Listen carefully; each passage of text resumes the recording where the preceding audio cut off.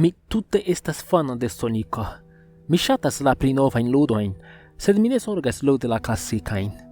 Mi ne pensas ke mi iam ludis cimajn aŭ kodrompitajn ludojn antaŭe, sed mi scias ke mi ne volos ludi alian post la sperto kiun mi havis. Komenciĝis dum agrabla somera posttagmezo. Mi ludis Sonicon, ĝis mi rimarkis en mia apudvido ke la leterportisto alvenis kaj metis ion en mian leterkeston kiel kutime. Mi paŭzis la ludon kaj iris vidi kion mi ekhavis. La sola afero en la leterkesto estis CD kaj noto. Mi prenis hejmen. Mi unue rigardis al la noto kaj konstatis ke estis de mia amiko Carlo, pri kiu mi ne aŭdis dum 2 semajnoj. Mi scias ke estis li, ĉar mi rekonis la manskribon, kvankam ĝi aspektis strange. Ĝi estis malbone skribita kaj iom malfacile legebla. Kvazaŭ Carlo havis ian problemon kaj estis hastema. Jen kion li skribis. Tomĉo, mi ne plu eltenas tion. Mi devis iel senigi de ĉi tiu afero antaŭ estis tro malfrue. Kaj mi esperas ke vi faros tion por mi. Mi ne povas fari tion. Li postkuras min, kaj se vi ne detruos la CD-on, li venos ankaŭ al vi. Bonvole, Tomĉo. Detruu ĉi tiun aĉan CD-on antaŭ li venos al vi. Estas tro malfrue por mi. Detruu la diskon, kaj vi detruos lin. Sed faru rapide, male li kaptos vin. Ne ludu la ludon. Estas kion li volas. Nur detruu ĝin, bonvolu. Nu, tio estis sendube stranga, eĉ se Carlo estis mia plej bona amiko kaj mi ne vidis ĝin dum 2 semajnoj. Mi ne faris kion li petis. Mi ne pensis ke simpla CD farus malbonaĵon al li. Fine estis nur ludo, ĉu ne? Kiel malprava mi estis. Mi kontrolis la diskon kaj ĝi ŝajnis ordinara komputila CD, krom la teksto sur ĝi per markilo kiu diris Sonic EXOE. Kaj ĝi estis tre alia ol la manskribo de Carlo, kio signifis ke li prenis iom de iu alia. Kiam mi vidis ke temis pri sonika ludo, mi fakte ekscitiĝis ludi ĝin. Mi iris al mia dormoĉambro kaj metis la diskon en mian komputilon, kaj instalis la ludon. Kiam la titola ekrano ekaperis, mi rimarkis ke estas la unua ludo de Sonico. Mi tre ĝojis, ĉar, kiel mi diris antaŭe, mi ŝatas la klasikajn. La unua afero stranga kion mi renkontis estis, kiam mi prenis la starto butonon. En sekundero, mi vidis la titolan bildon fariĝi io tre alia. Io kion mi nun vidas kiel teruran, kaj tuj poste la ekrano nigriĝis. La ĉielo mallumiĝis, la titola emblemo rustiĝis kaj kadukiĝis. La teksto Sega 1991 fariĝis Sega 666, kaj la akvo fariĝis ruĝo kiel sango. Sed la plej timiga afero kiu estis en tiu sekundero estis Sonico.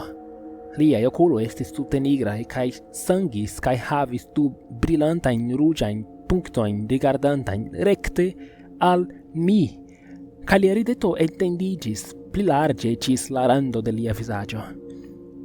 Mi estis iom konsternita de tiu bildo kiam mi vidis ĝin, sed mi rigardis kiel Simon kaj forgesis pri ĝi. La ekrano nigriĝis dum ĉirkaŭ 10 sekundoj, kaj poste alia strangaĵo okazis. La sav-dosiero montris savaĵon de la 3. ludo de Sonico. Mi volas diri kiel damne tiu estis en la unua ludo de Sonico. Tiam mi vere vidis ke io misis. Estis nur 3 sav-dosieroj. La muziko estis tiu timiga Cavernoj de vintro de la ludo Earthbound. Krom tio ke li estis etendita kaj inversigita, kaj la bildeto de la sav-dosieroj, kie vi devus vidi antaŭvidaĵon de la nivelo, kie vi estas, estis nur ruĝa malklaraĵo. Kio plej konsternis min estis la elekto de la roluloj. Ĝi montris Tailson, Knuklon, kaj je mia surprizo, Doktoro Robotniko. Tio tute ne devus esti ebla, Tiam mi constatis che tio estis corrompita ludo. Mi ne timis, almeno provis ne timi. Mi diris al mi che tio estas nur modifica ludo. Forsquante la strangan senton, mi electis la unuan dosieron kai Tailson. Kai ciam mi comencis la ludon, gi frostigis dum 5 secundoi. Kai mi audis timigan elektran ridon anta ol la ecrano nigrigis. Post 10 secundoi tiel venis la tipa nivela titolo escepte de tio che la simplai formoi estis diversae nuansoi de ruĝo, ca la texto estis Monteto, acto 1. La ecrano fordissolvis cae aperis Tailso en la verda monteto de Sonico 1, sed la musico estis malsama. Gi sonis kiel paca melodio inversigita. Ne comencis ludi igis Tailson curi, sed kio estis stranga estis che dum li curis estis nenio krom plata terro cae quelcae arboi dum 5 minutoin.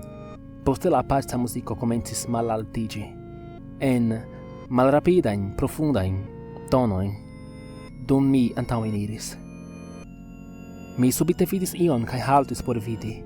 Estis une la malgrandai bestoi cuscianta mortinta sur la grundo.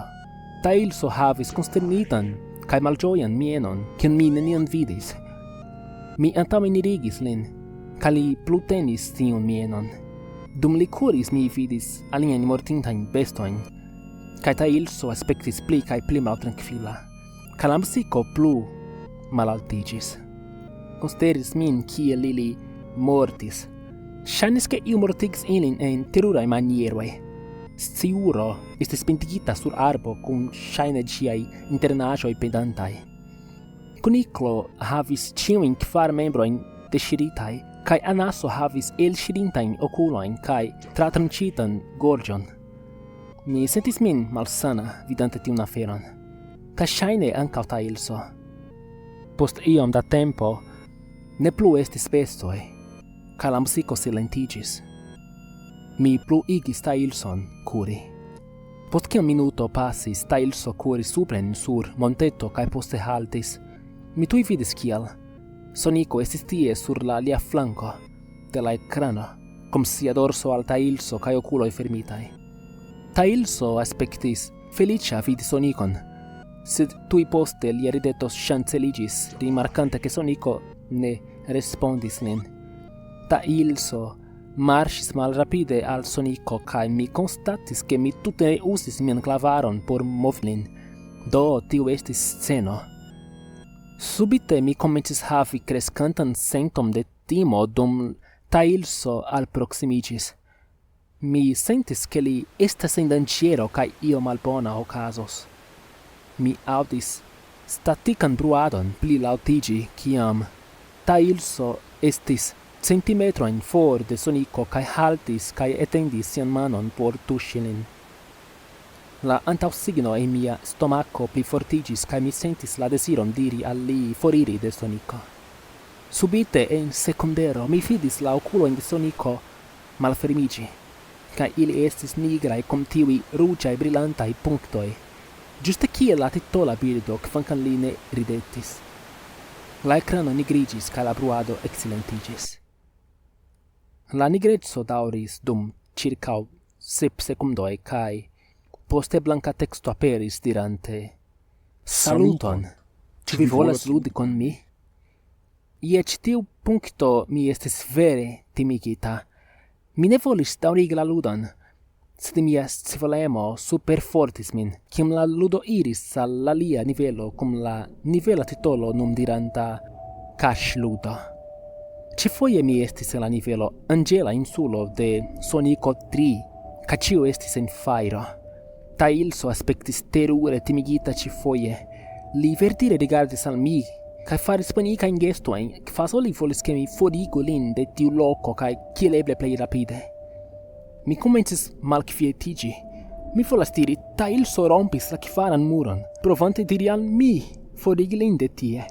Do mi prenis la butonon kiel eble plej forte cae igis lin kuregi. Ludigis tiu misformita versio de tiu fon musico de kiam vi renkontais ombron ĉe Aroko de Sonico Aventuro.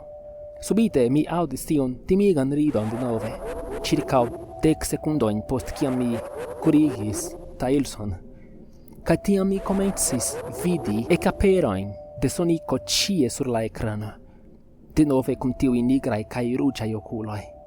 Mi vidis Sonicon malantaŭ Tailso malrapide alproksimiĝantan al li flugante. Sonico ne kuris, li efektive flugis, kaj ĉifoje li havis la plej freneza aspektan rideton sur sia vizaĝo. Ŝajnis, ke li ĝuis la turmeton kiu li donis al Tailso, dum li pli kaj pli proksimiĝis al li. Subite Tailso stumblis, kaj estis sceno, ĉar mi perdis la regadon. La muziko malaperis samkiel Sonico. Tailso kuŝis tie kaj komencis plori dum 15 sekundoj. La sceno estis maltrankviliga por spekti. Kaj mi iom larmis, sed Sonico aperis antaŭ Tailso, kaj Tailso rigardis supren en hororo. Sangoj ekfluis laŭ tiuj nigrigitaj okuloj de Sonico dum la rideto malrapide plilarĝiĝis en lia vizaĝo. Dum li rigardis malsupren, mi povis fari nenion krom spekti.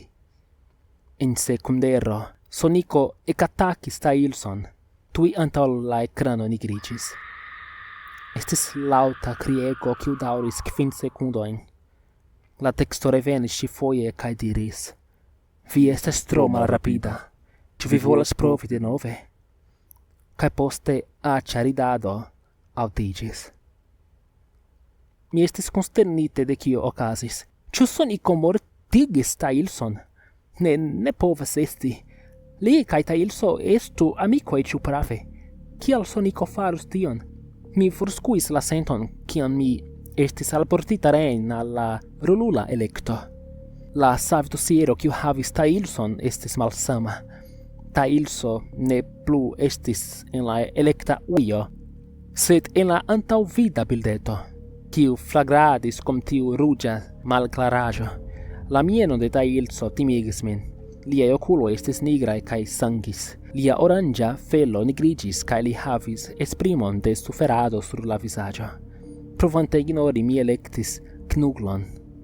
La ridado venis denove, kaj la ekrano nigriĝis denove kaj restis tiel dum aliaj 10 sekundoj. Ĉifoje la nivela teksto diris: Vi ne povas kuri. Mi estis vere timigita nun. Mi ne povis diri ĉu tio estis misfunkcio, kodrompo, aĉa ŝerco aŭ io ajn alia. Sed malgraŭ mia timo pri kio okazos poste, mi plu ludis. La sekva nivelo estis tre alia, ĝi havis la grundon de ruba cerbo, sed la ĉielo aspektis kiel tiu de la menuo, malhelruĝa nebulĉielo. Sed la muziko plej timigis min. Mi ankaŭ konstatis, ke Knuklo aspektis timigita ĝuste kiel Tailso, sed ne tiel multe, sed pli maltrankviligita. Li rompis la kvaran muron, ĝuste kiel Tailso, kaj aspektis kvazaŭ li ne certis pri kien iri. Sed mi igis lin moviĝi. Li daŭris laŭ la rekta vojo en ĉi tiu malhela nivelo, kaj dum li kuris, la ekrano komencis flagradi kelkajn fojojn, kaj poste tiu freneza ridado revenis. Poste, post kelkaj sekundoj de kurado, mi vidis plurajn sangmakulojn sur la grundo. Mi sentis kreskantan senton de timo denove, pensante ke io terura okazos al Knuklo. Li aspektis naŭzita marŝante sur tiu sangmakulita vojo, sed mi daŭrigis. Subite, Knuklo kuris, Sonico aperis tuj antaŭ li, cum tiui nigraj kaj ruĝaj okuloj, kaj tiam la ruĝa malklaraĵo aperis denove. Kiam ĝi malaperis, estis nenio krom nigra ekrano kun teksto diranta: Mi trovis vin. Mi timis, ĉu Sonico iam trovis Knuklon? Kio okazis? La ruĝa malklaraĵo venis ankoraŭfoje, kaj tiam mi estis reen al la nivelo. Knuklo aspektis en paniko, kaj Sonico estis netrovebla, kaj ĉifoje tiu alttona hurlado de la ĉefmalamiko de Silenta Monteto 1 ludiĝis. Ĉu tio estis ia batalo kontraŭ Soniko? Mi esperigis ke ne, honeste. Subite Soniko aperis tuj malantaŭ Knuklo, en kio ŝajnis nigra fumo. Mi igis Knuklon turni sin kaj bati Sonikon, sed Soniko ekmalaperis en nigra fumo, antaŭ mi povis atingi. Tiu terura ridado estos for denove. Poste Soniko aperis malantaŭ Knuklo denove, kaj jen denove mi igis lin bati, sed Soniko ekmalaperis denove ridante. Knuklo pli kaj pli panikigis, kaj eĉ mi sentis ke mi frenesiĝos. Soniko ludis kun li. Ludis malbonan, perversan mensludon kun mi kaj Knuklo. Alia sceno okazis, kie Knuklo falis sur siajn genuojn, kaj tenis sian kapon, plorĝemante. Mi sentis lian turmenton. Soniko vere frenesigis nin du. Kaj poste en sekundero, Soniko ĵetis sin al Knuklo, kaj la ekrano nigriĝis kun alia distordita kriego, kiu daŭris almenaŭ 3 sekundojn. Alia mesaĝo aperis. Tiom da animoj kun kiu ludi, tiom malmulte da tempo. Ĉu vi konsentas? Kio feke? Kio okazas? Mi komencis pensi ke Soniko efektive parolas kun mi tra la ludo, sed mi tro timis pensi pri tio. Mi estis reen al la menuo, kaj ĉifoje la antaŭvida bildeto havis Knuklon. Lia ruĝa felo malheliĝis al ruĝeca grizo, kaj de liaj feltharoj gutetis sango, kaj liaj okuloj estis nigraj kaj ankaŭ sangis. Mi komencis pensi ke tiuj estis efektive ili kaptitaj en la bildetoj, sed mi ne povis kredi tion. Mi ne volis kredi tion. Do mi malŝaltis la ludon, kaj faris paŭzon.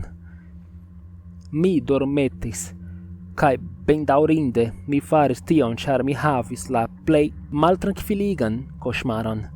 Mi estis en kompleta mallumo, kvankam mi estis sub la lumo de lampo kiu pendis alte super mia kapo.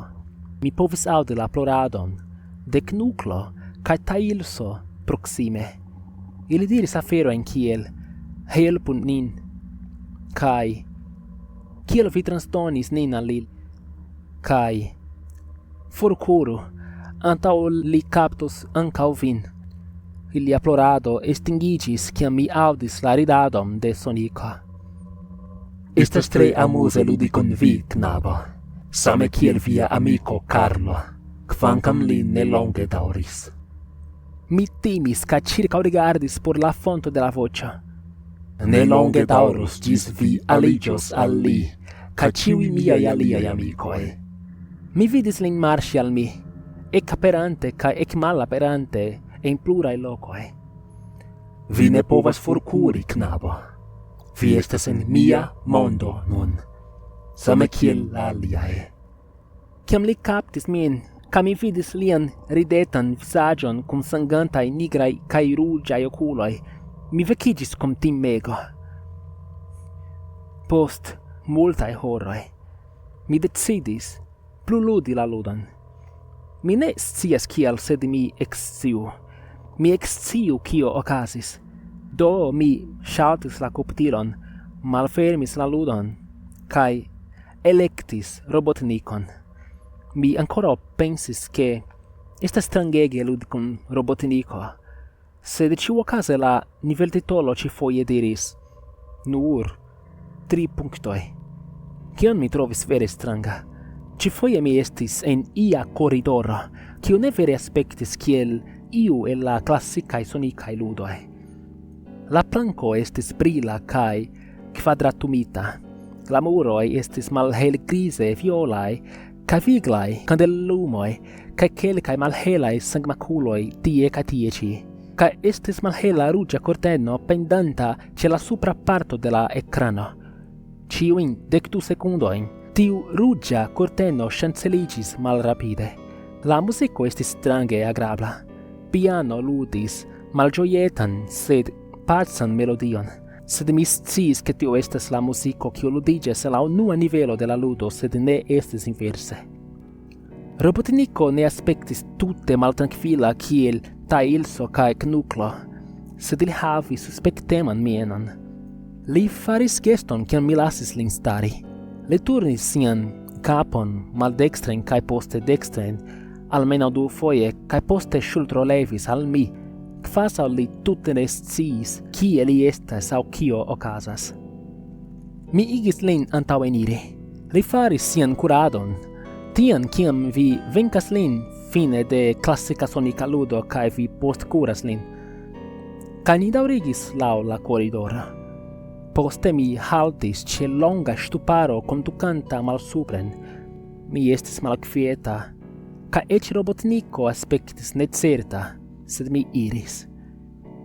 Dun mi igis robotnicon malsupren, mi rimarcis che la muroi farigis pli malhelai cae rugiai.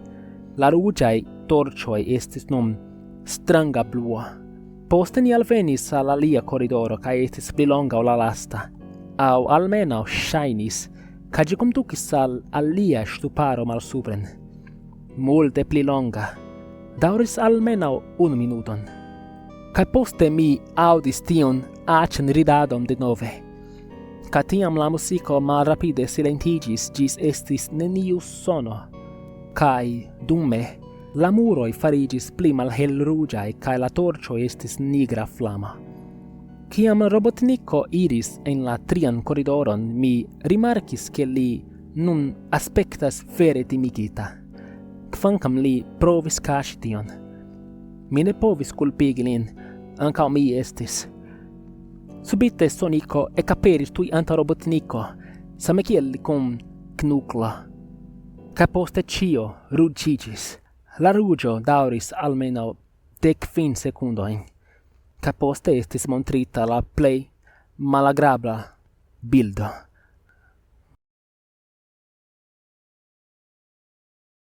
La bildo montris Sonicon starantan en la mallumo, kie vi povas vidi lian visagion, dum lia capo cae torso forvelcis en la nigron. Li aspectis tiel reala, che vi povus effective vidi la linioin de lia blua felo. Fasau vi povus senti la felon se vi tuŝus la ekranon. Lia visaggio. Ve, li havis la plei teruran rideton, kion mi iam vidis. Liai oculo estis largiae cae nigrae cae denove sangis, cae estis dum malgrandai brillantai rugiai punctoi rigardante recte al mi, quasau fix rigardantai in mian menson. Lia rideto estis largia cae demona, cae alvorte entendigis gis la flanquoi de lia visaggio, com 3 acrae dentegoi. Li havis maculoin de sango cae malgrandain pezetoin de carno sur siae lipoi cae dentegoi. Mi rigardis tiam nacian bildom dum 30 secundoi, neniam forigante miain oculoin de gi. Mi sentis quasau li vere rigardis al mi, ridetante al mi. Tiu afero gravurigis en mian cerbon. Poste la ecrano ecbrilis ruge de nove, 3 foie, ca la 3an foion mi audis la ridadon, sed ci sonis distordita ci foie, ec demona. La bildo revenis, cae estis texto ci foie. Gi estis fuscita, sed estis ja unu el la plei terurai aferoi cium mi rigardis, ec de ciam mi ecludis cition. Mi estas Dio. Ien ciam mi legis tion messagion rigardante al Sonico mi excis, giuste tiam, tiu Sonico estis monstro, pure mava, sadisma, cosmara, demensa monstro, ca ciui el liai victimoi, Tailso, Knuclo, Robotnico, eble Carlo, estas nur liai ludiletoi, ca la ludo estis la enireio en lian caosan, cosmaran mondon, ca la infero en ciu liai victimoi estas capititai. Subite mi criis, ciam Sonico exjetis sin alla ecrano laute criegante com sia buscio large malfremita, en nenatura longo, rivelante nenion crom l'alvorte spiralan abismon de pura mallumo, anta ol la rugio venis de nove. Ca ci foie la statica bruo estis multe pli alta ca distordita, tiel alta che doloris mien oreloin. Mi criegis ca captis mien oreloin dum tiu bruado dauris 7 secundoin. Poste gi malaperis, ca estis nenio crom nigra ecrano. Dum mi sidis tie antau la nigra ecrano, texto aperis. Preta por la dua raundo, Tomcio. La ridado, nun sonanta pli clare quaso sonico estis apud mi, venis de nove dum mi rigardis la texton consternite. Poste aperis la menuo, cae ci foie la tria savdosiero havis bildeton de Robotnico en la sama turmenta stato kiel Tailso cae Knucklo. La hauto de Robotnico farigis obtuse grisa, lia lipharo pendis cae nigrigis, liai oculvitroi rompigis cae sango venis de ili cae li havis mortan mienon sur sia visaggio. Mi rigardis al Tailso, Knucklo, ca Robotnico cae mi iom ploris. Mi compatis ilin pro la agonio cion ili trairis. Ili estis por ciam captitai en la ludo, por ciam turmentitai. La comptilo ec malsaltigis. Mi ne povis resalti gin cion ai mi faris. Mi sidis tie dum eble 25 secundoin, terurigita de cio ocasis. Sonico estis la encorpigo de malbono. Li torturas homoin, qui ludas citium ludon, en pli ol unu maniero. Cae poste, cium li enuigas, li trenas vin en la ludon, trenas vin en la inferon, ciel li povas ludi con vi por ciam, ciel sian ludilon. Mi ne povas forigi la ludon de mia computilo. Mi pensas che ci estas alcrocita ci tie, sed almeno mi successis resalti gin nun. Post ciam mi sidis tie dum 25 secundoi, mi audis vocion, tui malantau mi, kiel flustro. Provu teni citium interessa por mi, Tomcio. Mi turnis min por vidi, de kie la vocio venis. Cae cion mi vidis, igis min criegi. Sidante sur la lito, rigardante al mi, estis plusciaggio de Sonico, ridetante cum sanguimaculoi sub siai oculoi.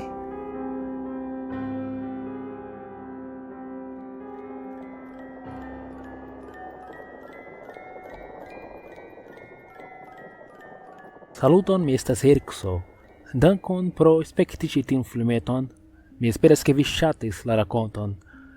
Mi venas ĉi tien por peti al vi subteni la kanalon. Eble ne ŝajne, sed postulas iom da penado krei filmetojn, precipe ĉi tiujn longajn. Filmetoj postulas kvaroble, kvinoble pli da tempo ol kiom ĝi daŭras ĉi tie en la fina rezulto. Kaj vere mi ne troigas dirante ĉi tion. Do, kiam temas pri longai filmetoi, la laboro estas laciga. Mi petas ke vi consideru subteni la kanalon. Via donaco estas granda instigilo, helpas min daŭrigi, kaj precipe alporti pli da longai filmetoi. Vi povas subteni min per Patreono, tie vi povas fari ĉiu monatan subtenon per nur $3. Se vi ŝatus fari nur unu donacon, ne ripeti la subtenon ĉiumonate, vi povas subteni min per Ko-Fio. Tie vi povas donaci nur unufoje kaj tute ne ripetiĝas. Ankaŭ tie estas nur $3.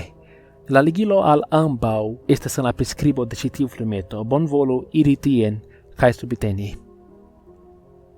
Dankon, ĝis poste.